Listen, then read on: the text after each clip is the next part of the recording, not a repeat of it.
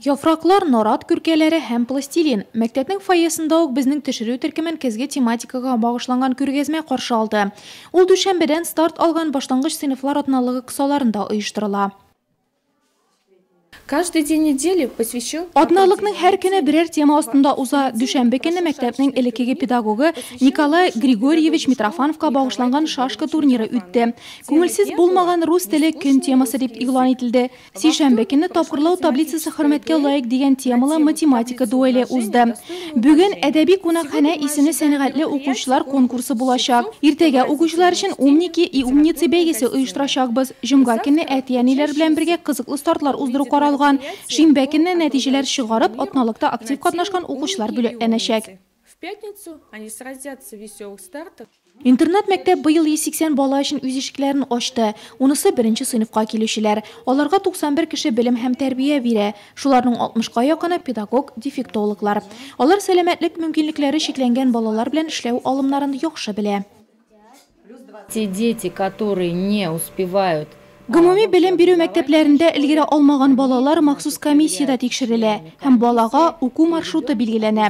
Соңгы вакытта авыр диагнозлы балалар килә. Алар өчен без махсус сыйныфлар ачабыз. Мондый укучылар психик һәм педагогик ярдәмгә мохтаҗ. Шуңа да бездә социаль медицина, психология хезмәте, педагогик ярдәм зур үсеш алды. Очень хорошей психолого-педагогической поддержки. 4нче Б сыйныфында гигиена һәм үз-үзеңә хезмәт күрсәтү дәресе. Интернат мәктәптә гади белем бирү учреждениеләре планына кертелмәгән дәресләр укытыла. Бу социаль көнкүреш, ориентлашу, гамәли эшчәнлек, диалог физкультурасы һәм башкалар. 7нче сыйныф укучылары исә бүген киемнәр үтүкләргә өйрәнә. Хуҗалык көнкүреш хезмәт дәресе темасы шундый бүген. Мы здесь решаем самую главную задачу. Без монда укучыларыбызны заманча җәмгыятьтә социальләштерү кебек төп бурычны шишәбез һәм моны уңышлы башкарабыз дип саныйм. Безнең мәктәпне тәмамлаган укучылар Нурлат агротехникумының махсус төркемендә укуны дәвам итәләр, белгечлек үзләштерәләр. Аннан соң да белем алырга мөмкинлекләре бар. Укучыларыбыз шәһәр предприятиеләрендә эшләгәнен белсәк, бик шатланабыз.